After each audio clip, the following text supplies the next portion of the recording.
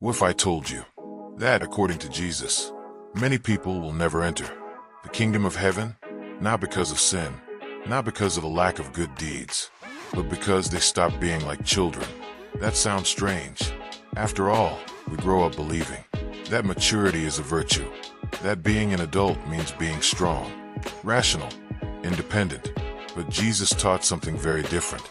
Today, we will reflect on what Jesus truly meant when he said that the kingdom of heaven belongs to children, and why this message is deeper and more relevant than most people realize. At one point, the disciples were arguing among themselves.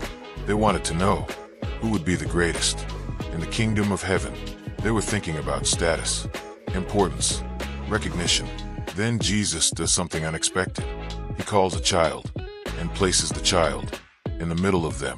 And he says, unless you change and become like children, you will never enter the kingdom of heaven. Jesus did not choose a leader. He did not choose a scholar. He did not choose an experienced religious figure. He chose a child, and that changes everything.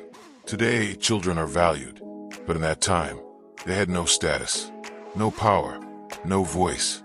And that is exactly what makes the lesson so powerful.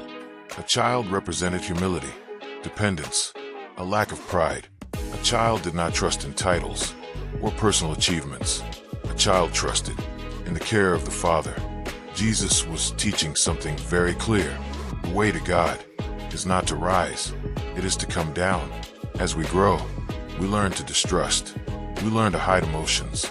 We learn to pretend that everything is fine. We lose simple faith. We lose full trust. We lose a teachable heart. A child believes. A child asks questions. A child depends. An adult calculates, controls, protects themselves. Jesus does not condemn physical growth.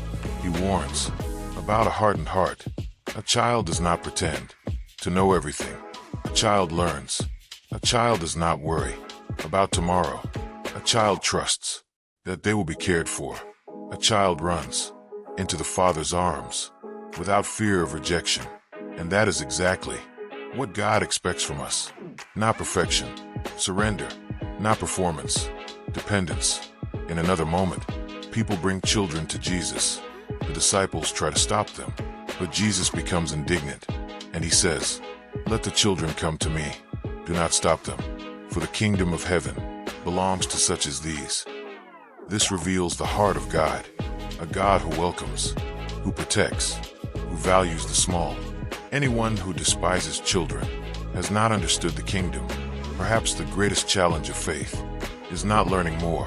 It is unlearning. Unlearning pride, unlearning self-sufficiency, unlearning hardness of heart, and learning to trust again, to depend again, to throw ourselves into God's arms. Because, according to Jesus, the kingdom of heaven does not belong to the strongest or to the smartest. It belongs to those who have a childlike heart.